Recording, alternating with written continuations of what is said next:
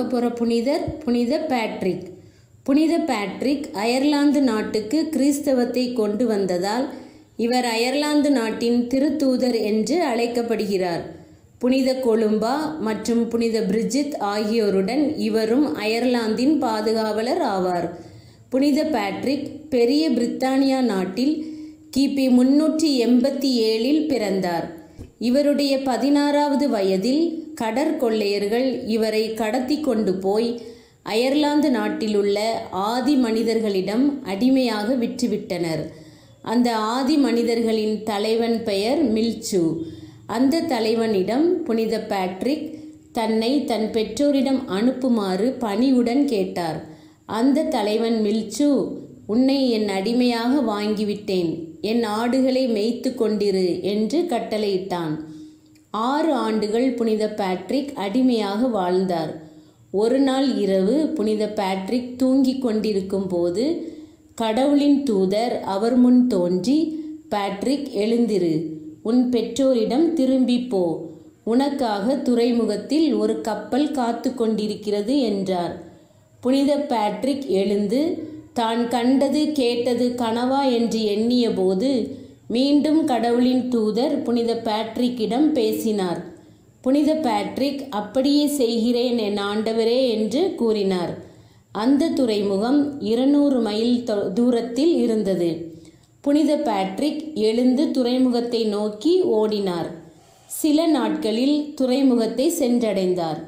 கப்பலின் கேப்டனை சந்தித்து பெரிய பிரித்தானியாவுக்கு தான் செல்ல விரும்புவதாக கூறினார். கப்பலின் கேப்டன் அவரிடம், நீ ஏன் கவலையோடு காணப்படுகிறாய்? யாரிடமிருந்து நீ தப்பித்து ஓடி வருகிறாய் என்று கேட்டார்.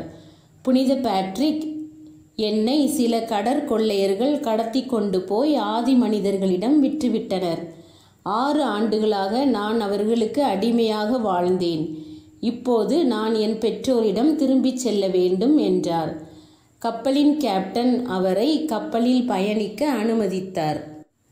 பல நாட்கள் கப்பலில் பயணித்த புனித பேட்ரிக் இறுதியாக தனது பெற்றோரிடம் சென்றடைந்தார்.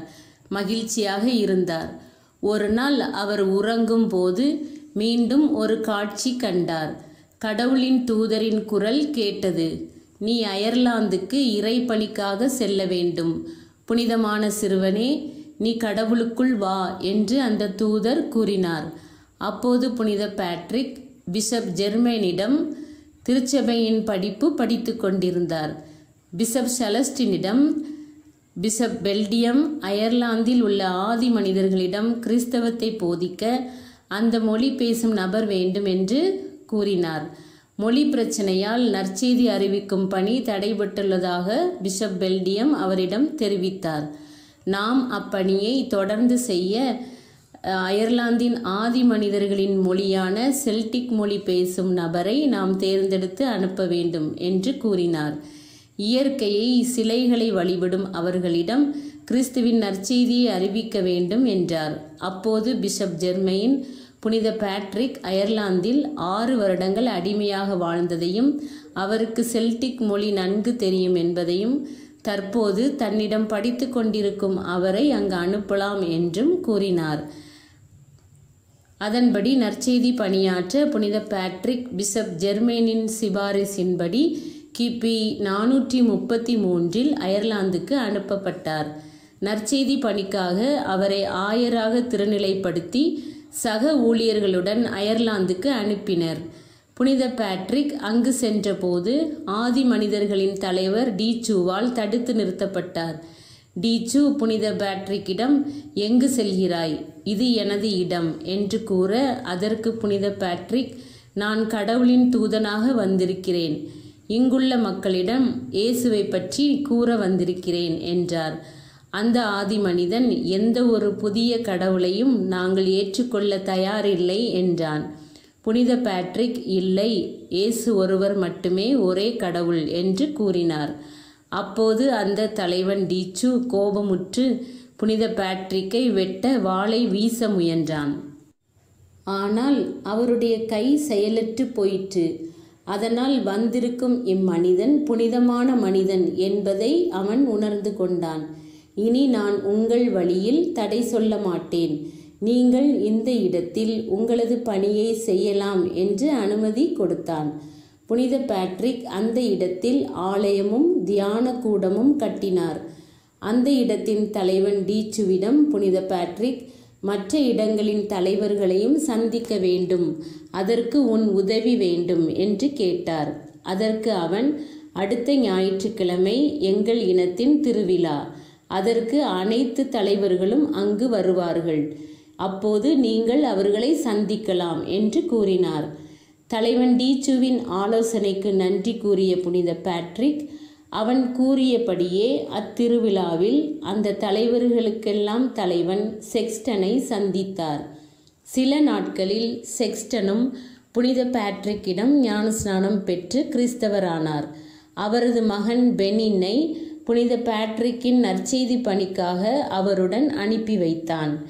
அந்த ஆதி மனிதர்களின் திருவிழாவின் போது அங்குள்ள மலை உச்சியில் தீபம் ஏற்றுவார்கள். அந்த தீபம் ஏற்றிய பிறகுதான் அந்த மலையை சுற்றியுள்ள நகரங்களிலும் கிராமங்களிலும் தீபம் ஏற்றுவார்கள். புனித பேட்ரிக் அந்த ஞாயிறு உயிர்ப்பின் ஞாயிறு என்பதால் பாஸ்கா திரியை அம்மலையின் உச்சியில் ஏற்றி வைத்தார். இதை பார்த்த ஆதி மனிதர்களின் அரசனும் அம்மக்களும் அத்திரியை அணைக்குமாறு அவர்கள் வணங்கும் தெய்வத்திடம் வேண்டி வழிபட்டனர். பலத்த காற்று வீசியது. கருமேகங்கள் அம்மலையை சூழ்ந்தன. பலத்த மழை வருவது போல சூழல் ஏற்பட்டது. மரங்கள் பலமாக அசைந்து காற்று பலமாக வீசிய போதும் பாஸ்கா நெருப்பு அணையவில்லை. அப்போது புனித பேட்ரிக்கிடம் கூட இருந்தவர்கள், நெருப்பு அணைந்து விடுமே என்று கூறினர். புனித பேட்ரிக், கடவுள் அவருடைய ஒளியை அணையாமல் பாதுகாப்பார் என்று சொல்லி அங்கிருந்த ஊழியர்களுடன் இணைந்து ஜெபிக்க ஆரம்பித்தார். அப்போது கருமேகங்கள் கலைந்தன. பலமாக வீசிய காற்று மெல்ல மெல்ல அடங்கியது. இதை பார்த்த ஆதி மனிதர்களின் அரசன் புனித பேட்ரிக்கிடம், நீங்கள் வணங்கும் தெய்வம் உண்மையான தெய்வம், நானும் எனது மக்களும் நீங்கள் வணங்கும் உண்மையான தெய்வத்தை நம்புகிறோம் என்று கூறினார். அம்மக்கள் அனைவரும் கிறிஸ்தவர்களாக மனம் மாறினர். புனித பேட்ரிக் அவர்களுக்கு மூவொரு கடவுள் பற்றி எடுத்துரைத்து கிறிஸ்தவ நம்பிக்கையில் அவர்களை ஆழப்படுத்தினார். தந்தை, மகன், தூய் ஆவி என்பது இந்த இலையை போன்றது. ஒரே கடவுள் 3 ஆளாய் இருக்கிறார் என்பதை அவர்களுக்கு புரிய வைத்தார். இவ்வாறாக அயர்லாந்தில் ஆதி மனிதர்களிடம் கிறிஸ்துவின் நற்செய்தி அறிவிக்கும் பணியை புனித பேட்ரிக் நிறைவு செய்தார். ஆதி மனிதர்கள் வாழும் மலைப்பகுதியை கடந்தால்தான் உள்நாட்டுக்குள் செல்ல முடியும். எனவே புனித பேட்ரிக் அங்கு தனது பணியை முடித்த பின் கழுகு மலையில் 40 நாட்கள் நோன்பிருந்து தியானித்து ஜெபித்து கொண்டிருந்தார். தீ ஆவிகள் வந்து அவரை ஜெபிக்க விடாமல் துன்புறுத்தின. புனித பேட்ரிக் அவைகளை ஜபத்திற்கு இடையூறு பண்ணாமல் தூர விலகிச் செல்லுமாறு கூறியும் தீ ஆவிகள் போகவில்லை. புனித பேட்ரிக் மணி அடித்து ஜெபித்ததும் அவை பயந்து விலகி ஓடின. அடுத்து வல்லூறு ஒன்று பறந்து வந்து அவரை துன்புறுத்த முயற்சித்தது. புனித பேட்ரிக் மணி அடித்து ஜெபித்து அவற்றை விரட்டினார். அதன் பிறகு பாம்புகள் அவரை நோக்கி வந்தன. அப்போது புனித பேட்ரிக் பாம்புகளை பார்த்து, நீங்கள் இந்த நாட்டிலிருந்தே வெளியேற வேண்டும், இனி இந்த நாட்டிற்குள் ஒருபோதும் வரக்கூடாது என்று கட்டளையிட்டார். அவ்வாறே பாம்புகளும் அந்நாட்டை விட்டு வெளியேறின. இன்று வரை அயர்லாந்து நாட்டில் பாம்புகள் தொல்லை இருந்தது இல்லை. அந்த நாட்டில் பாம்புகளே இல்லை. அதிலிருந்து அயர்லாந்து நாட்டின் அந்த கழுகு மலை புனித பேட்ரிக் மலை என்று அழைக்கப்படுகிறது. வயது முதிர்ந்த பின் புனித பேட்ரிக் கிபி 461 மார்ச் 17ஆம் நாள் இறந்தார். மார்ச் 17 புனித பேட்ரிக்கின் திருவிழா. அன்றைய தினம் அந்நாட்டு மக்கள் அயர்லாந்தில் கிறிஸ்தவத்தின் வருகையை பற்றி நினைவு கூறுவார்கள். குழந்தைகளே, புனித பேட்ரிக் எழுதிய ஜபத்தை உங்களுக்கு சொல்லித் தருகிறேன். நீங்களும் புனித பேட்ரிக் போல இந்த ஜபத்தை தினமும் சொல்ல வேண்டும். அவரை போல கிறிஸ்துவின் ஒளியை உலகில் ஒளிரச் செய்ய வேண்டும். புனித பேட்ரிக்கின் ஜபம். கிறிஸ்துவே என்னுள் இரு, கிறிஸ்துவே என் பின்னால் இரு, கிறிஸ்துவே எனக்கு முன்னால் இரு, கிறிஸ்துவே என்னை வெற்றி கொள், கிறிஸ்துவே என்னை சுகப்படுத்தி என்னை காப்பாற்று. கிறிஸ்துவே எனக்கு அடியில் இரு. கிறிஸ்துவே எனக்கு மேலாக இரு. விசாரிக்கப்படும்போது அபாயத்தில் என்னுடன் இரு. நண்பர்கள் அந்நியர்கள் வாயில் சொல்லாக கிறிஸ்துவே இரு. என்னை நேசிக்கும் எல்லோருடைய இதயத்திலும் இரு. ஆமென்.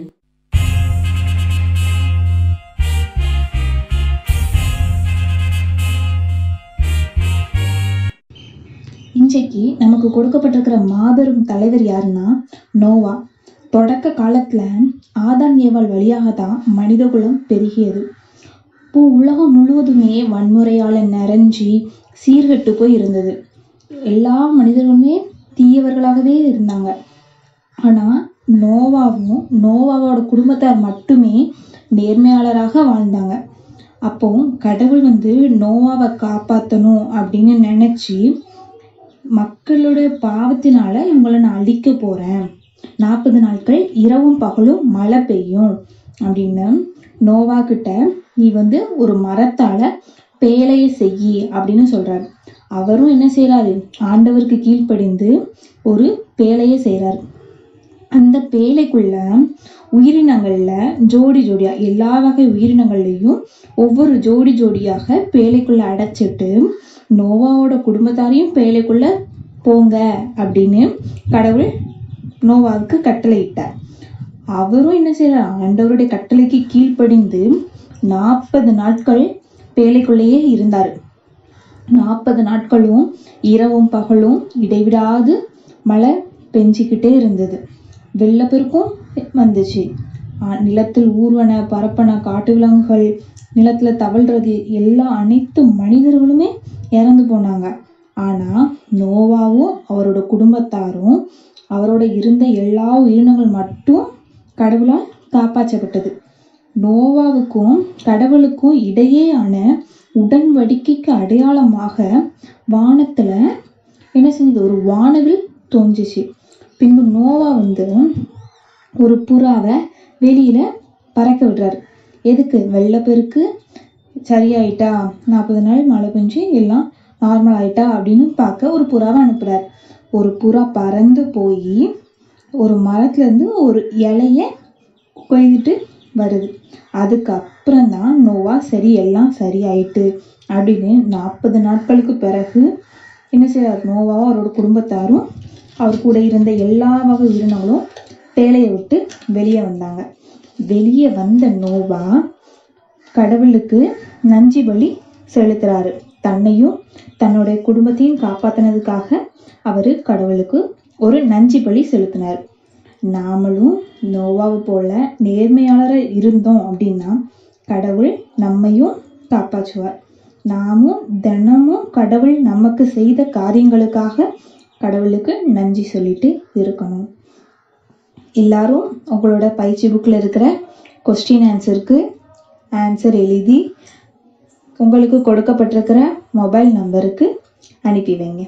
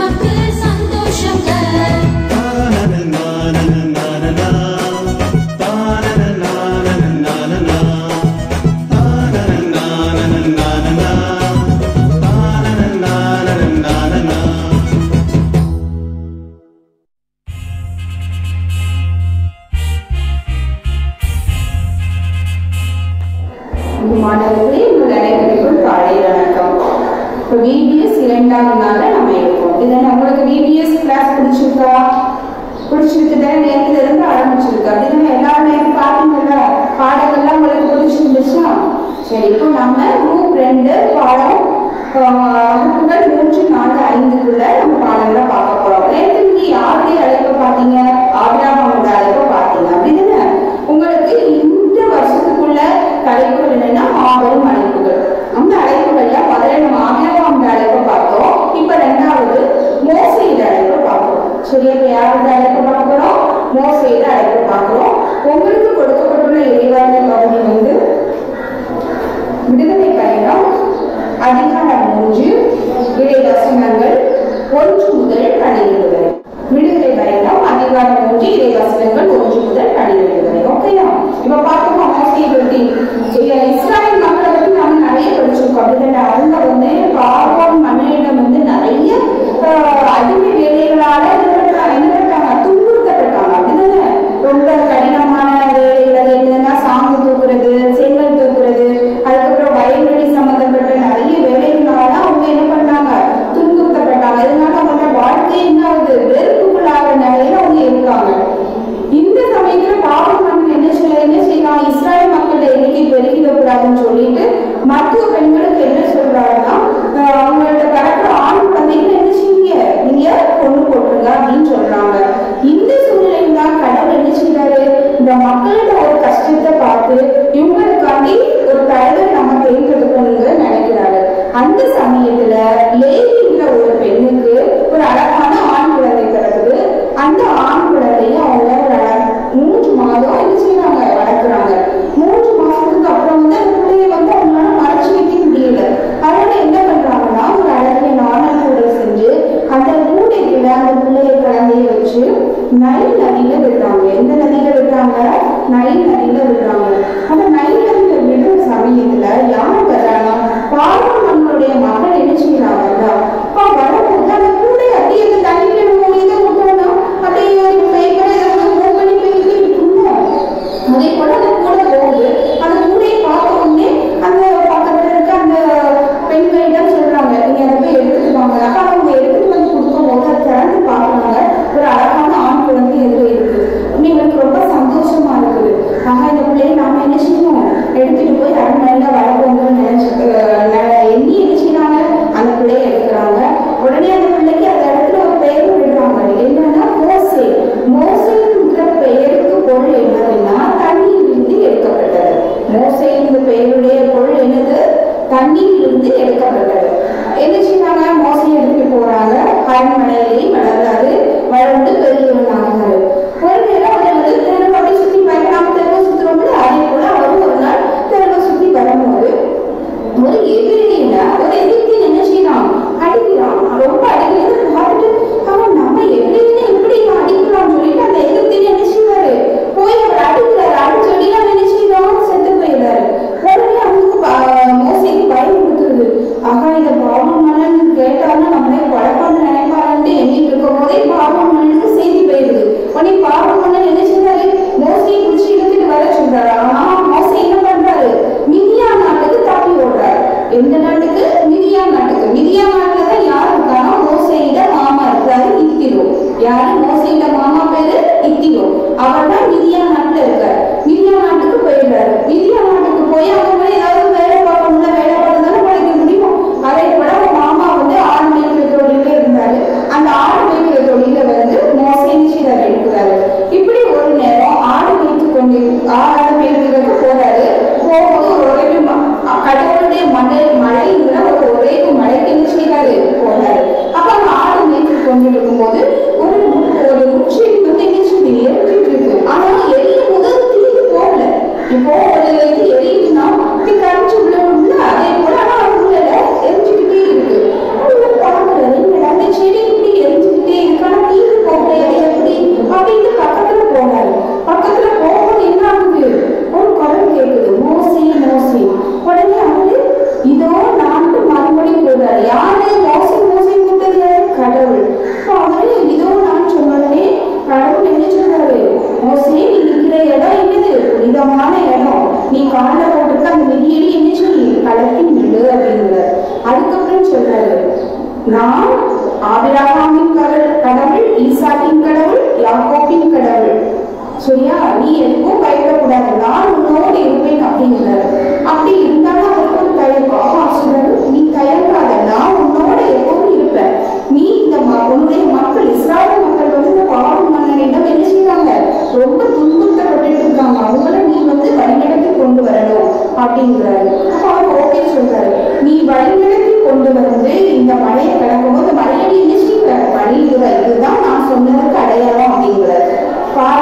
மோசே என்ன செய்யறாரு, அதுக்கு சம்மதம் சொல்லிட்டு போறாரு. போய் என்ன செய்யறாரு, கடவுளுடைய வாக்கை எடுத்துட்டு போனவரு அதன்படி பாவம் மழையிடம் இருந்து மக்கள் என்ன செய்யறாரு, வழிநடத்தி கொண்டு வர்றாரு. கொண்டு வந்து அந்த ஒரே மலையில வழியிடுறாரு. ஆண்டவருடைய சொன்ன அடையாளம் நிறைவேறுங்களா? இப்படிதான் மோசே என்ன செஞ்சாரு, கடவுளுடைய வார்த்தைக்கு என்ன செஞ்சாரு, கீழ்ப்படிந்தாரு. அதே போல நாம என்ன செய்வோம், அவருடைய வார்த்தையை கேட்டு நம்ம கீழ்ப்படியலாம். அப்படிதானே? இப்ப நம்ம பக்கத்துல எவ்வளவு மக்கள் கஷ்டப்பட்டு இருக்காங்க, அப்படிதானே? இந்த கொரோனா சூழ்நிலையில வந்து நிறைய மக்கள் தொழில் இல்லாம எவ்வளவோ கஷ்டப்பட்டு இருக்காங்க. நம்ம பார்ப்போம், நம்ம நினைக்கிறவங்க நல்லாவே இருக்காங்க, அப்படிதானே? ஆனா அவங்களோட குழந்தைங்கள பாரு, ஒரு சில நேரங்கள்ல பட்னியோட இருப்பாங்க. நாம அந்த சூழ்நிலையை நம்ம அறிஞ்சாலே நிச்சயம் அவங்களுக்கு உதவணும். அந்த உதவுடைய மனம், உதவும் மனம் இருந்தாதான் கடவுளுடைய பிள்ளையா நம்ம எப்பவுமே நிச்சயம் முடியும், வாழ முடியும். ஓகே மக்களை புரிஞ்சுட்டா? இதே போல மோசேக்கும் இயேசுவுக்கும் உள்ள வேறுபாடு பத்தி நீங்க படிச்சிருக்கீங்களா? இப்போ நான் உங்களுக்கு ஒரு 3 வேறுபாடு சொல்றேன், உங்களுக்கு ஸ்கிரீன்லயும் போடுவாங்க, நீங்க அதை பார்த்து படிச்சுக்கலாம். சரிங்களா? இயேசு வந்து என்ன செஞ்சாங்க, மழை பொழிவை தந்தாங்க. மோசே வந்து கடவுளிடம் இருந்து 10 கட்டளை என்ன செஞ்சாங்க, வாங்கிட்டு இருந்தாங்க. அப்படிதானே? அதே போல இயேசு வந்து உலக மக்களை எல்லாம் மீட்க வந்தாரு. மோசே என்ன பண்ணாரு, இஸ்ராயல் மக்களை வந்து விடுதலை, இஸ்ராயல் மக்களுக்காக, இஸ்ராயல் மக்களின் விடுதலைக்காக என்ன செஞ்சாரு, போராட்டாரு. இப்படி உங்களுக்கு ஸ்கிரீன்ல ஒரு 4 இது கொடுத்துருக்காங்களா? இதுதான் மோசேக்கும் இயேசுக்கும் உள்ள வேறுபாடு. புரிஞ்சுதா? புரிஞ்சுதா மக்களே? நீங்க இந்த பாடத்தை தரவா படிக்கணும். அன்னன்னைக்கு உள்ள பாடத்தை அன்னன்னைக்கு முடிச்சிருங்க. மாலை 6 மணிக்குள்ள பயிற்சி புத்தகத்துல உள்ள அவ்வளவு வினாக்களை என்ன விடை எழுதி அனுப்புங்க. சரியா? ஓகே.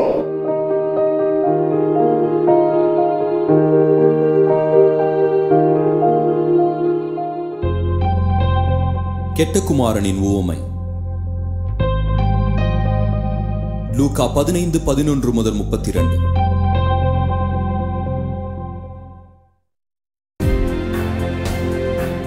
மேலும் அவர் சொன்னது, ஒரு மனிதனுக்கு 2 குமாரர் இருந்தார்கள். அவர்களில் இளையவன் தகப்பனை நோக்கி, தகப்பனே, சொத்தில் எனக்கு வரும் பங்கை எனக்கு தர வேண்டும் என்றான். அந்தபடி அவன் அவர்களுக்கு தன் சொத்தை பங்கிட்டு கொடுத்தான். சில நாளைக்கு பின்பு இளைய மகன் தனக்குரிய எல்லாவற்றையும் சேர்த்து கொண்டு தொலைவில் உள்ள நாட்டிற்கு புறப்பட்டு போய் அங்கே தீய வாழ்க்கையை நடத்தி தன் செல்வத்தை அழித்து போட்டான். எல்லாவற்றையும் அவன் செலவழித்த பின்பு அந்நாட்டிலே கொடிய பஞ்சம் உண்டாயிற்று. அப்பொழுது அவனுக்கு தேவை ஏற்பட்டது. அந்நாட்டு குடிகளில் ஒருவனிடத்தில் போய் வேலைக்கு சேர்ந்தான். அந்த குடியானவன் அவனை தன் வயல்களில் பன்றிகளை மேய்க்கும்படி அனுப்பினான். அப்பொழுது பன்றிகள் தின்கின்ற தவிட்டினாலே தன் வயிற்றை நிரப்ப ஆசையாயிருந்தான். ஒருவனும் அதை அவனுக்கு கொடுக்கவில்லை. அவனுக்கு உணர்வு ஏற்பட்ட பொழுது அவன், என் தகப்பனுடைய கூலிக்காரர் எத்தனையோ பேருக்கு முழுமையான சாப்பாடு கிடைக்கிறது, நானோ பசியினால் சாகிறேன். நான் எழுந்து என் தகப்பனிடத்திற்கு போய், தகப்பனே, விண்ணுலகுக்கு விரோதமாகவும் உமக்கு முன்பாகவும் பாவம் செய்தேன். இனியும் உம்முடைய குமாரன் என்று சொல்லப்படுவதற்கு நான் தகுதியானவன் அல்ல. உம்முடைய கூலிக்காரர்களில் ஒருவனாக என்னை வைத்துக் கொள்ளும் என்பேன் என்று சொல்லி எழுந்து புறப்பட்டு தன் தகப்பனிடத்தில் வந்தான். அவன் தொலைவில் வரும்பொழுதே அவனுடைய தகப்பன் அவனை கண்டு மனதுருகி ஓடி அவன் கழுத்தை கட்டிக்கொண்டு அவனை முத்தமிட்டான். குமாரன் தகப்பனை நோக்கி, தகப்பனே, விண்ணுக்கு எதிராகவும் உமக்கு முன்பாகவும் பாவம் செய்தேன். இனிமேல் உம்முடைய குமாரன் என்று சொல்லப்படுவதற்கு நான் தகுதியானவன் அல்லன் என்று சொன்னான். அப்பொழுது தகப்பன் தன் வேலைக்காரரை நோக்கி, நீங்கள் சிறப்பான ஆடைகளை கொண்டு வந்து இவனுக்கு அணிவித்து இவன் கைக்கு மோதிரத்தையும் பாதங்களுக்கு காலணிகளையும் போடுங்கள். கொழுத்த கன்றை கொண்டு வந்து அடியுங்கள், நாம் புசித்து களி கூறுவோம். என் குமாரனாகிய இவன் மரித்தான், திரும்பவும் உயிர்த்தான், காணாமற் போனான், திரும்பவும் காணப்பட்டான் என்றான். அப்படியே அவர்கள் சந்தோஷப்படத் தொடங்கினார்கள். அவனுடைய மூத்த குமாரன் வயலில் இருந்தான். அவன் திரும்பி வீட்டுக்கு அருகில் வருகிற பொழுது இசையையும் நடனக் களிப்பையும் கேட்டு வேலைக்காரரில் ஒருவனை அழைத்து என்ன நடக்கிறது என்று விசாரித்தான். அதற்கு அவன், உம்முடைய சகோதரன் வந்தார், அவர் மறுபடியும் நலத்தோடே உம்முடைய தகப்பனிடத்தில் வந்து சேர்ந்தபடியினாலே அவருக்காக கொழுத்த கன்றை அடிப்பித்தார் என்றான். அப்பொழுது அவன் சினமடைந்து உள்ளே போக விருப்பமில்லாதிருந்தான். தகப்பனோ வெளியே வந்து அவனை வருந்தி அழைத்தான். அவன் தகப்பனுக்கு மறுமொழியாக, இதோ இத்தனை ஆண்டுகளாய் நான் உமக்கு தொண்டு செய்து ஒரு பொழுதும் உம்முடைய கற்பனையை மீறாதிருந்தும் என் நண்பர்களோட நான் களி கூறும்படி நீர் ஒரு காலம் எனக்கு ஒரு ஆட்டுக்குட்டியையாவது கொடுக்கவில்லை. வேசிகளிடத்தில் உமது செல்வத்தை அழித்து போட்ட உம்முடைய குமாரனாகிய இவன் வந்தவுடனே கொழுத்த கன்றை இவனுக்காக அடிப்பித்தீரே என்றான். அதற்கு தகப்பன், மகனே, நீ எப்பொழுதும் என்னோடு இருக்கிறாய், எனக்குரியதெல்லாம் உன்னுடையதாய் இருக்கிறது. உன் சகோதரனாகிய இவனோ இறந்தான், திரும்பவும் காணப்பட்டான். ஆனபடியினாலே நாம் களி கூர்ந்து மகிழ்ச்சியாய் இருக்க வேண்டுமே என்று சொன்னான்.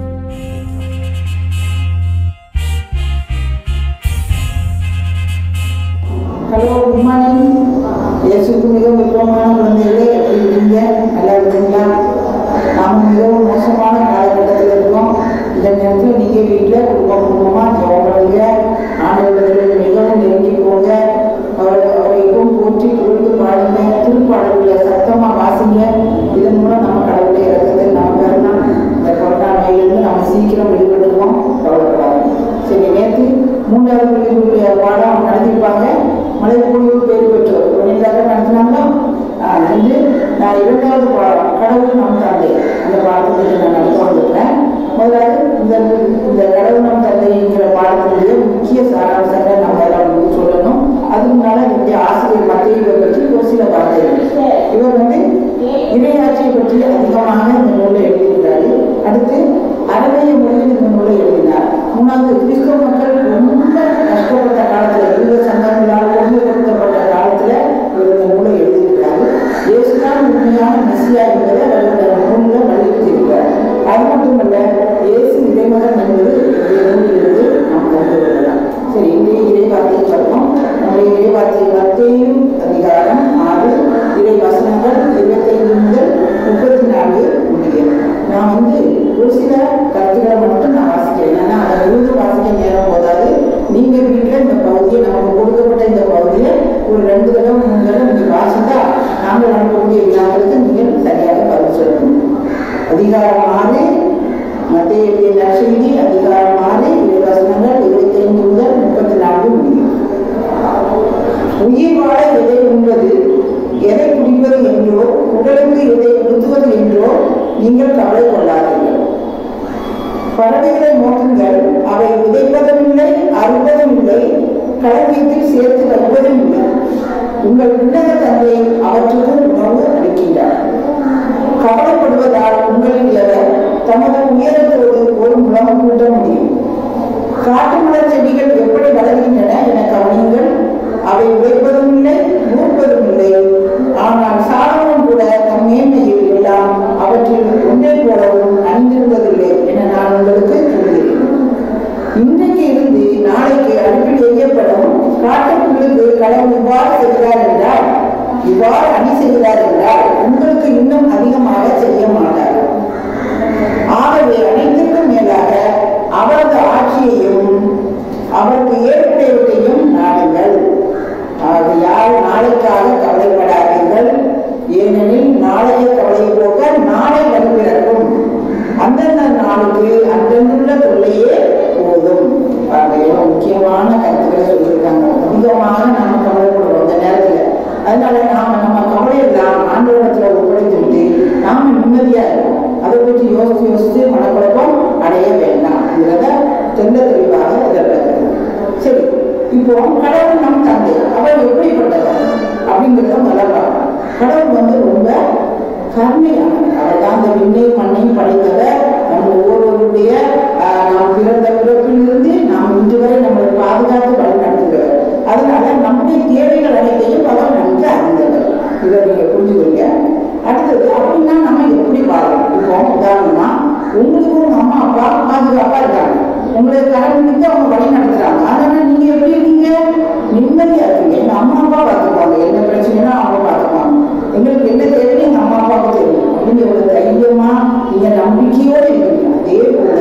நம்முடைய ஆண்டவர் இயேசுவின் மீதும் நாம் நம்பிக்கையோடு இருக்க வேண்டும். ஏனென்றால் அவர் நம்மை பாதுகாத்து வழிநடத்துவார். நமக்கு என்ன தேவை என்று அவருக்கு தெரியும். பாருங்க, நாம எப்படி வாழணும் அப்படின்னா கடவுள் மேல் நம்பிக்கை கொள்ள வேண்டும். முதலாவது கடவுள் மேல அதிக நம்பிக்கை வைக்கணும். இரண்டாவது அவருடைய வழிநடத்துறதுக்கு நாம் உட்பட வேண்டும். சில பேர் சொல்லுவாங்க, எனக்கு தான் இவ்வளவு சோதனைகள் தான் வருது, அவர் எப்படி நம்ம வழிநடத்த நினைக்கிறாரோ அதன்படி நாம் என்ன செய்யணும், அவங்க நம்பிக்கை வைத்து அவர் வழிநடத்துறதுக்கு உட்பட வேண்டும். மூன்றாவது நம்மை அவருக்கு அர்ப்பணித்து வாழ வேண்டும். இது ஒன்று முக்கிய காரணம். சரி, உங்களுக்கு ஒரு சின்ன கதை சொல்லிக்கிறேங்க. அமெரிக்காவில் சிகாகோ நாட்டுல ஒரு கிராமத்துல ஒரு பையன், அவன் ஜிம்மி. அவன் ஈவினிங் ஆன உடனே சின்ன பையன் தான், ஒரு 2 வயசு 7 வயசு. அவன் அந்த மாமா வீட்டுக்கு போயிட்டு வரேன்னு அம்மாட்ட கேட்டு போறான். அவன் மாமா வீட்டுக்கு வந்துட்டான். வந்து அவங்க அத்தை இருக்காங்க. அப்போ அத்தைகிட்ட கேட்கறான், மாமா வந்து. அப்போ அவங்க அத்தை சொல்றாங்க, அவன் மாமா வந்து கோதுமை வயல்ல வேலை பார்த்துட்டு இருக்காங்க அப்படின்னு சொல்றாங்க. இப்போ நம்ம இதுல நெல் வயல் இருக்கிற மாதிரி அமெரிக்காவில் கோதுமை வயல். அப்போ அவங்க அங்க அவருடைய வயக்கட்டை பார்க்க போயிருக்காரு. அப்போ நானே மாமாவை பார்க்க போறேன். அப்போ அவங்க அத்தை சொல்றாங்க, கொஞ்சம் தூரம் வா, அது எப்படி நான் போயிருவேன் அப்படின்னு சொல்லி. உடனே சரின்னு கிளம்பி போறேன். கொஞ்சம் தூரம் போயிட்டான். போயிட்டு இருக்கும்போது போக பார்த்தா கொஞ்சம் மழை விட ஆரம்பிச்சு. மழை விட ஆரம்பிச்ச உடனே சரி மழை விட்ட உடனே போகலாம் அப்படின்னு பக்கத்துல நிறைய ஓடு மரங்கள் இருக்கு. அந்த மரத்துக்கு அடியில் போய் நின்றுட்டாங்க. சரி கொஞ்சம் நின்று பார்த்தா மழை விட்டுரும், நம்ம போயிருக்கான். மழை விட வழியில அப்புறம் இடி விழ ஆரம்பிச்சுது, மின்னல் விட ஆரம்பிச்சுது. எனக்கு அப்பதான் லேசா பயம் வர ஆரம்பிச்சுது. கொஞ்ச நேரம் கழிச்சு பார்த்தா மேகம் கறக்க தொடங்குது. மேகம் கறக்க தொடர்ந்து இருட்டு வேற ஆரம்பிச்சோடனே எனக்கு பயத்தோட கூடி வந்துட்டு நடுக்கம் வந்துட்டேன். என்னடா நம்ம கஷ்டமா மாட்டிக்கிட்டோம், இன்னைக்கு வந்து நம்ம பயப்பட்டு இருக்கான் அப்படி நம்ம அந்த பாட்டில வந்து மாட்டிக்கிட்டோமே அப்படின்னு சொல்லிட்டு இருக்க மழை அதிகமா பெய்ய ஆரம்பிக்குது. நம்ம எப்போ வீட்டுக்கு போவோம், நம்ம வந்து எல்லாம் கூட்டிட்டு போவாங்க, வீட்டுல பிறகு பார்க்க தெரியாது அப்படின்னு நம்ம பயந்துட்டு இருக்கும்போது நம்ம குரல் வெளியே கேட்குது, ஜிம்மி வெளியேதான் அப்படின்னு சாப்பிடுது. உடனே வெளியே ஓடி வந்து இதுப்பா யாருமே இருக்க மாட்டாங்க. திருப்பி மறுபடியும் போய் மரத்தை போய் கொடுத்துருக்கோம். திருப்பி 2வது முறை வரும் பார்க்கும்போது திருப்பி அதே போடும், ஜிம்மி வெளியே வா அப்படின்னு சாப்பிடுது. திருப்பி அவங்க ஓடி வந்து நம்மளுக்கு பக்கத்துல யாரும் வந்திருக்காங்க வெளியே வந்து எட்டி பாப்பா, அப்பவும் ஆள் இல்லை. திருப்பி ஏமாற்றதோட உள்ள போய் மரத்தை அதுல இருந்து ஐயோ ஜிம்மி வெளியே வா அப்படின்னு மறுபடியும் 3வது தடவை சாப்பிடுது. உடனே என்ன சொல்லுவாங்க, நிச்சயம் நம்ம மாமா தான் நம்மளை கூப்பிட்டு வந்திருக்காங்க அப்படின்னு சொல்லிட்டு உடனே அவன் என்ன சொல்லுவான், வேகமா வெளியே ஓடிக்காம குரல் திசை எந்த பக்கம் வந்து அந்த திசையை நோக்கி ஓடுவான். ஓடி கொஞ்சம் தூரம் ஓடி வந்துட்டு இங்கேயும் பார்ப்போம். திடீர்னு ஒரு சவுண்டு, பயங்கரமான ஒரு கிட்டி விழுந்துச்சு. உடனே நினைச்சுமா சத்தம் வந்த திசையை நோக்கி பார்க்கணும். அது என்ன நடந்தாலும் ஏற்கனவே நின்ன மரத்து மேல இடி விழுந்துச்சு. இடி விழுந்தாத மரம் எரிந்து இவன் கண்ணுனாலே எரிந்து கீழே சாப்பாடு இந்த மரம் அப்படியே வந்து உடம்பு இருந்துச்சுன்னு நம்ம அதே இடத்துல நம்ம இப்ப இருந்துன்னா நம்மளும் எரிந்து சாம்பலாயிருப்போம். அப்புறம் நம்மளுக்கு கூட்ட குரல் எங்க வந்துச்சு அப்படின்னு பார்த்தா பக்கத்துல பார்த்தா குரல் வந்த திசையில எட்டி பார்க்கலாம். அங்க ஒருத்தர் ஒரு பசுமாட்டை ஓடி இருக்கிறார். அந்த மாட்டின் பேர் ஜிம்மி. அதாவது ஜிம்மி ஓடாத நம்மளுக்கு அட்டிட்டு போறாரு. இவனுடைய குரல் இங்கே கேட்டு தவறு. அப்போ அவன் நினைக்கிறான், கடவுள் அவர் மூலமாக நம்மளை காப்பாற்றிவிட்டார். அப்படிங்களா? எங்க இருந்தாலும் கடவுளை உற்று நோக்கி கொண்டே இருக்கிறார். வானத்திலிருந்து உங்களை உற்று நோக்கி கொண்டே இருக்கிறார். நீங்கள் செய்யக்கூடிய ஒவ்வொரு செயலையும் அவன் கண்காணிக்கிறார். அந்த ஒரு பயத்தோடு கடவுளுடைய மக்களாக நம்ம என்ன செய்யணும், வாழணும். நமக்கு தேவையை அவரை பார்த்துக்குவோம். நாம் அவருடைய மக்களாக, அவரை நேசிக்கக்கூடிய மக்களாக மட்டும் நாம் வாழ. சரி, இப்போ இந்த கதையெல்லாம் முடிச்சாச்சு. இப்போ இதுல இருந்து வாழ்க்கையின் மதிப்பீடு என்ன, உங்க மனசுல ஏற்பட்ட ஒரு மதிப்பீடே சொல்லணும். எப்படின்னா, கடவுள் மேல நம்பிக்கை வைத்தால் நிச்சயமாக நாம பாதுகாக்கப்படும். அப்படி நம்பிக்கை குன்றி வாழ்வதால் இறைவனின் இலக்கத்திற்கான வாய்ப்புகள் சிலவற்றை பலவற்றை இழந்த இலக்கத்தை நாம் பலவற்றை நம்ம நினைச்சிருக்கோம், இழந்திருக்கோம். அதனால இறைவன் மீது அதிக அளவு நம்பிக்கை வைக்க வேண்டும். சரி, இப்போ உங்களுக்கு முன்னாடி நாட்களுடைய கேள்வி கொடுத்துருக்காங்க. நான் அதை சொல்றேன், நீங்க கடகடமா முடிச்சுக்கணும். 1, மனிதனுக்கு உடைய மேலான ஒன்று எது? உடல். விதைக்காமல் அறுவடை செய்யாமல் உண்ணக்கூடியவை எவை? வானத்து பறவைகள். மனிதர் யாரிடம் மேலானவர்? பறவைகளை. இன்றைக்கு இருந்து நாளைக்கு அடுப்பில் எரியப்படுவது எது? காட்டுப்புல். 5, மனிதர் எவற்றை எல்லாவற்றுக்கும் மேலாக நாட வேண்டும்? இறை ஆட்சியை. 6, சாலமோன் எவற்றை தம் மேன்மையில் அணிந்திருந்ததில்லை? மலர்கள்.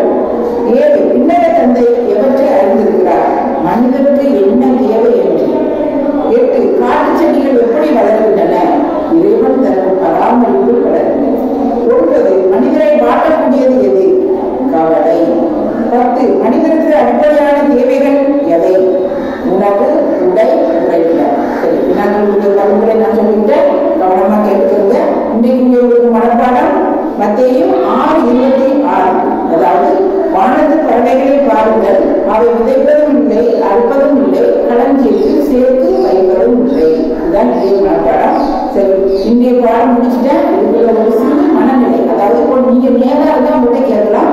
இப்போ நான் நேரடியாக கேட்கிறேன், உங்க மனநிலை பொறுத்து எப்படி இருக்கும் அப்படின்னா, நான் சொல்ற பாயிண்ட கரெக்டா நான் சொல்றேன். கடவுள் எனது தந்தையாக ஏற்று அவரிடம் எனது வாழ்வை ஒப்படைப்பேன்.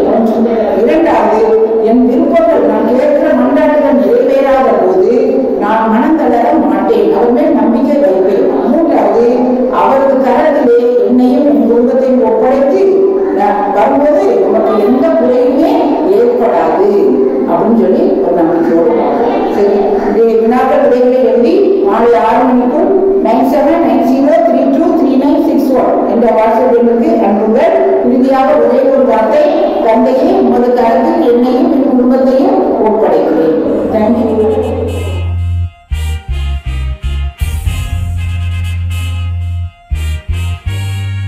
சரி, இவள் கால் பண்ணுவோம். கால் அட்டன் பண்ண மாட்டேன். ஹலோ, எப்படி இருக்க? என்ன பண்ணுற?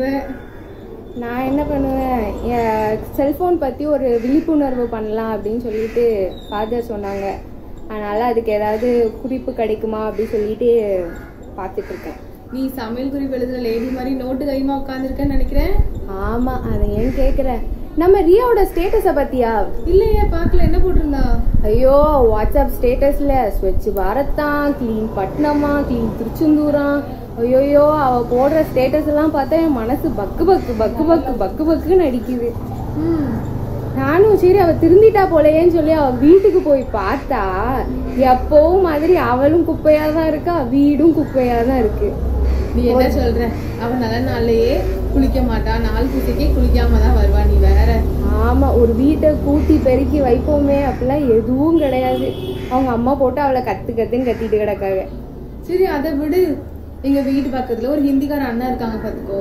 அந்த அண்ணன் இன்ஸ்டால ரெக்வஸ்ட் கொடுத்தாங்க, ஃபேஸ்புக்ல ரெக்வஸ்ட் கொடுத்தாங்க. நல்லா பேசினாங்க, ஸ்டேட்டஸ்லாம் ரிப்ளை பண்ணாங்க.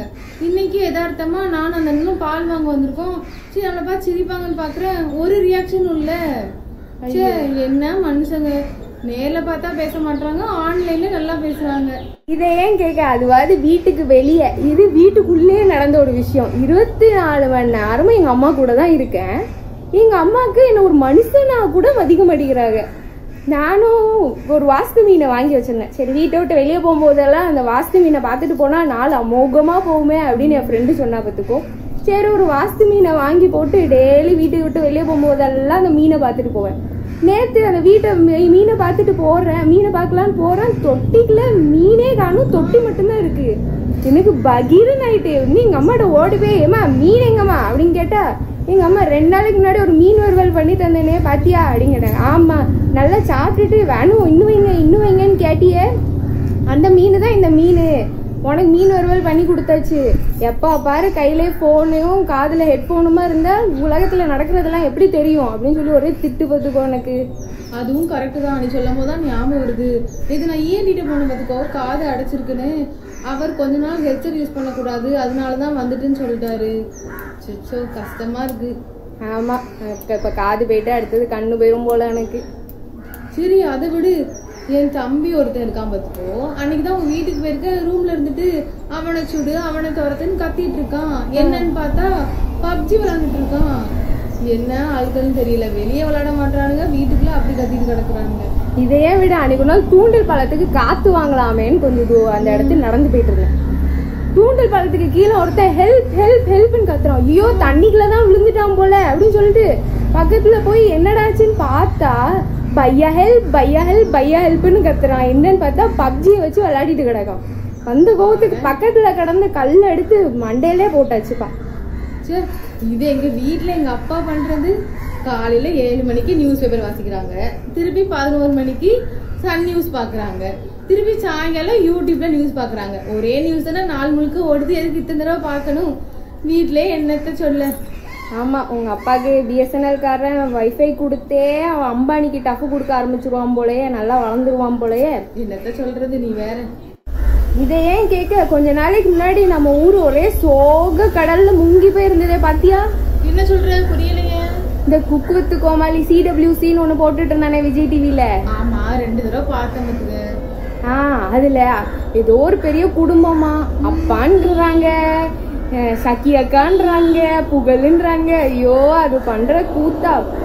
எல்லாரும் அந்த எபிசோடு எல்லாம் முடிய போகுதுன்னு #CWC மிஸ் மை ஃபேமிலி. ஐயோ உன் குடும்பத்துல கூட இவ்வளோ சோகம் கொண்டாடி இருக்க மாட்டாங்க போல. அந்த எபிசோட் முடியுதுன்னு சொல்லி அவ்வளோ சோகம்.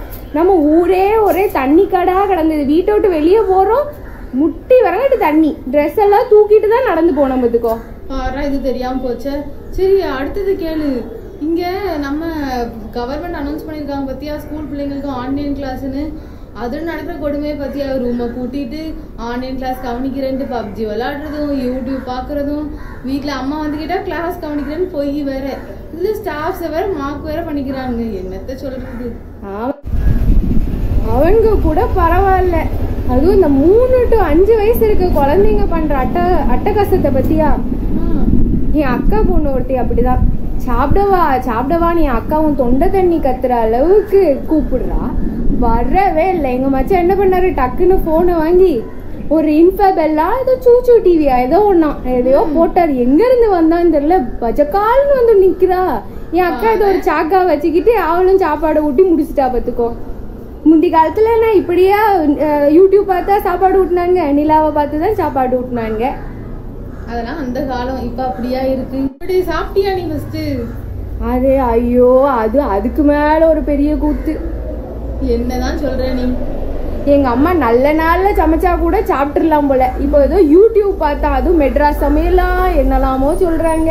அதெல்லாம் பார்த்துட்டு சமைக்கிற சாப்பாடை வாயில வைக்கிறதுக்குள்ள ஐயோ. எல்லார் வீட்லயும் அதே கதை தானா? இங்கேயும் அதான். ஐயோ அப்படியா? ஆனா இருக்கிறதுல ரொம்ப அப்பாவியான கும்பல்னா என்ன கும்பல் தெரியுமா? யாரு? நம்ம தாத்தா பாட்டிங்க தான். ஏன்னா அவங்களுக்கு தான் எப்படி போனை ஓபன் பண்ணணும் தெரியாது, எப்படி கால் அட்டன் பண்ணி பேசணும்னு தெரியாது. ஆனா அவங்க வாழ்ந்த வாழ்க்கைலாம் எவ்வளவு ஒரு நல்ல வாழ்க்கைல்ல. ஆமா, அவங்க கடந்த காலத்துல நல்லா வெளியில சுத்தி என்ஜாய் பண்ணி தான் இருந்திருக்காங்க. இப்ப நினைச்சா அவங்களுக்கு மன நிறைவா இருக்கும். ஆமா, ஆனா நம்ம இப்ப எல்லாம் நம்மளுக்கு ஏதாவது ஒரு வேலை கொடுத்தா நம்ம என்ன பண்ணுவோம், கூகுள் ஆண்டவர்னு போய் நிக்கிறோம். இல்லாட்டின்னா ஏ சிரின்றோம், இல்லைன்னா ஏ அலெக்ஸ்ன்றோம். ஆனா முந்தி காலத்துல இப்படியா பேசிட்டு இருந்தாங்க. அவங்களா ஓன் சிந்தனைகள், அவங்களோட ஓன் ஐடியாஸை வச்சுதான் வந்துட்டு எல்லா வேலைகளும் செஞ்சாங்க. ஆனா இப்போ நம்ம எல்லாரும் போனுக்கு அடிமையா போய் நிக்கிறோம். ஆமா, நான் கூட நேற்று அலெக்சா மூலியமா தான் அமேசான்ல ஆர்டரே பண்ணனா பாத்துக்கேன். அப்படி போயிட்டு நிலைமை. ஐயோ நீ இதே மாதிரிதான் இருக்கியாங்கும். சரி, இப்ப நீ எங்க இருக்க? நான் எங்க இருக்கேன், கோயில்ல தான் இருக்கேன். ஒரு மரத்துக்கு அடியில உட்கார்ந்துட்டு இருக்கேன். எங்கேயாவது நல்ல ஐடியா கிடைக்குதான்னு பாப்போமேன்னு சொல்லி இங்க உட்கார்ந்துட்டு இருக்கேன். நானும் அங்கதான் இருக்கேன். நீ எங்கதான் இருக்கியா? எங்க? கோயில்ல தான் இருக்கேன். காணுமப்பா, இங்கதான் இருக்கியா? ஐயோ இது தெரியாம இவ்வளவு நேரம் போன்ல பேசிட்டு இருந்திருக்கோமே 2 பேரும். ஆமாங்க, இதே மாதிரிதான் நம்ம வந்து போனுக்கு ரொம்ப அடிக்டடா ஆயிடுறோம். சின்ன வயசு குழந்தைங்கள்ல இருந்து பெரியவங்க வரங்காட்டும் எல்லாருமே இப்போ இந்த போன்ல தான் வந்துட்டு ரொம்ப டைம் ஸ்பெண்ட் பண்ணிட்டு இருக்கோம். நம்ம சின்ன பிள்ளையா இருக்கும் போதெல்லாம் நம்ம தாத்தா பாட்டி கூட சாயங்காலம் 6 மணி ஆனா வாசல்ல உட்காந்து கதை பேசுவோம். இப்ப அப்படியா இருக்கு? போன்லயும் வீடியோ கால்லயும் வீட்டுல உட்காந்துட்டே நம்ம அம்மி தாத்தாட்ட பேசிட்டு இருக்கோம். ஆமாங்க, இப்போ நம்ம வந்து போன் யூஸ் பண்ணலாம், ஆனா தேவையான விஷயத்துக்கு மட்டும் போனை யூஸ் பண்ணலாம்.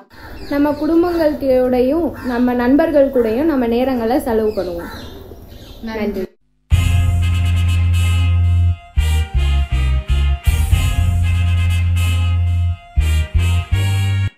அனைவருக்கும் காலை வணக்கம்.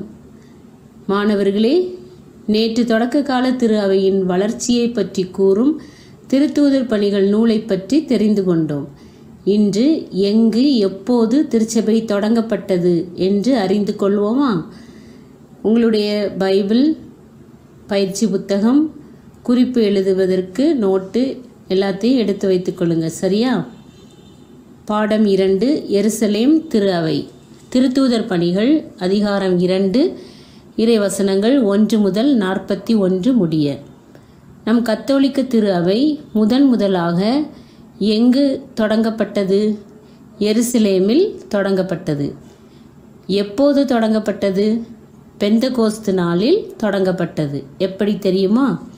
பெந்தகோஸ்து நாளில் சீடர்கள் அன்னை மரியாவுடன் ஜபத்தில் ஈடுபட்டிருந்தனர்.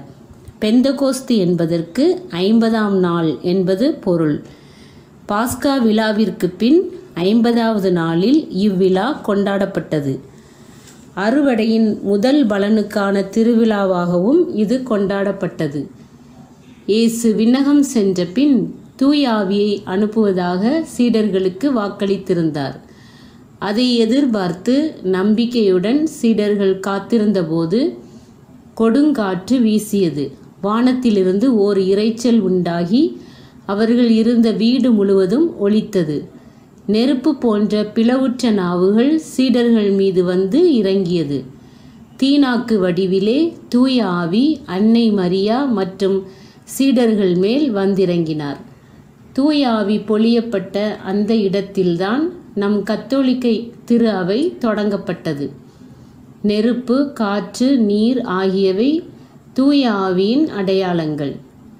இயேசு மனுவுரு எடுக்கவும் பணிவாழ்வில் ஈடுபடவும் ஆவியானவர் அவருக்கு துணை நின்றது போல திருச்சபை பிறப்பதற்கும் அது தன் பணிவாழ்வை தொடங்குவதற்கும் தூய ஆவி துணை நிற்கிறார். இன்று வரை திருச்சபையை தூய ஆவி வழிநடத்தி வருகின்றார். அன்றைய தினத்தில் இறைவன் மாபெரும் 2 வியத்தகு செயல்களை ஆற்றினார். முதலாவது, தூய ஆவியை பெற்றுக்கொண்ட திருத்தூதர்கள் மாடியறையின் பலகணியில் நின்று கொண்டு பல மொழிகளில் பேசி இறைவனின் மாண்பை போற்றினார்கள். இரண்டாவது, திருத்தூதர்கள் பேசுவதை கேட்ட பல நாட்டு மக்கள் தம் தம் மொழிகளில் அவற்றை புரிந்து கொண்டனர். இது எவ்வளவு பெரிய புதுமை தெரியுமா? கல்வி அறிவு இல்லாத திருத்தூதர்கள் பல மொழிகளில் பேசினார்கள். அவற்றை அங்கு கூடியிருந்த மக்கள் தம் தம் மொழிகளில் புரிந்து கொண்டார்கள். அங்கு கூடியிருந்த பல நாட்டு மக்கள் யார் யாரெல்லாம் தெரியுமா? பார்த்தர், மேதியர், எலாமியர், மெசபத்தோமியர், யூதேயா, கப்பத்தோக்கியா, போந்து, ஆசியா ஆகிய நாடுகளில் வாழ்ந்தவர்கள், பிரிகியா, பம்பிலியா, எகிப்து, சீரேன் நகரை அடுத்த லிபியாவின் பகுதிகளில் வாழும் மக்கள், யூதர், யூதம் தழுவியோர், கிரேக்கர் மற்றும் அரேபியர். அங்கு கூடிய கூட்டம் அகில உலகம் முழுவதும் கூடியதற்கு சமம். எனவே தூய ஆவியார் இறங்கி வந்த அன்றைய தினத்தில் அகில உலக திருச்சபை உருவாகியது என்று கூறலாம். எருசலேமில் கூடிய எல்லா மக்களும் திருத்தூதர் போதித்ததை பணிவோடு கேட்டனர். உள்ளத்தில் ஏற்று திருமுழுக்கு பெற்றனர். அன்று திருமுழுக்கு பெற்ற முதல் கிறிஸ்தவர்கள் ஏறக்குறைய 3000 பேர். திருமுழுக்கு மனம் திரும்புதலுக்கும் பாவ மன்னிப்புக்கும் உரிய முன்னடையாளம். திருத்தூதரின் உரையை தம் தம் மொழிகளில் புரிந்து கொண்ட புதுமையானது திருச்சபை எல்லா மக்களையும் இணைக்க வேண்டும் என்பதை உணர்த்துகிறது. பாபேல் கோபுர நிகழ்வின் போது மொழி குழப்பத்தினால் ஏற்பட்ட பிரிவினை இங்கு தூய ஆவியின் வருகையால் மொழி புதுமையால் முடிவுக்கு வருகிறது. பெந்தகோஸ்து நாளில் திருத்தூதர் பேதுருவின் முதல் மறையுரை இடம்பெறுகிறது. திருத்தூதர் பணிகளில் நாம் காணும் மறையுரைகளில் 5 உரைகள் பேதுருவால் ஆற்றப்பட்டவை. ஒவ்வொரு உரையும் மனம் திரும்புதலுக்கான அறைகூவல். கிறிஸ்துவில்தான் மீட்பு உண்டு. கிறிஸ்துவை ஏற்றுக்கொள்பவர்கள் தூய ஆவியாரை பெறுவார்கள். கிறிஸ்துவை ஏற்றுக்கொள்ளாதவர்கள் வீழ்ச்சியுறுவார்கள். கிறிஸ்துவை ஏற்றுக்கொண்டு திருமுழுக்கு பெறுங்கள், தூய ஆவியை பெற்றுக்கொள்ளுங்கள் என்று திருத்தூதர் பேதுரு தன் மறையுரையில் குறிப்பிடுகிறார். மாணவர்களே, நீங்கள் உறுதி பூசுதல் என்ற அருள் அடையாளத்தை பெற்ற நாள் உங்களது பெந்தகோஸ்து நாளாகும். திருத்தூதர்கள் தூய ஆவியை பெற்ற பின் பெரும் மாற்றமடைந்து துணிவுடன் இயேசுவுக்கு சான்று பகர்ந்தது போல நீங்களும் உங்கள் வாழ்வில் மாற்றம் பெற்று இயேசுவுக்கு சான்று பகருங்கள். உங்களுடைய மனப்பாட பகுதி திருத்தூதர் பணிகள் அதிகாரம் 2 இறை வசனங்கள் 25 முதல் 28 வரை. பயிற்சி வினாக்கள் மாலை 6 மணிக்குள் விடைகளை எழுதி கீழே குறிப்பிடப்பட்டுள்ள வாட்ஸ்அப் எண்ணுக்கு அனுப்பி வையுங்கள். இன்றைய வீட்டுப்பாடம் நாளைய ஆசீர்வாதம் என்பதை ஒருபோதும் மறவாதீர்கள்.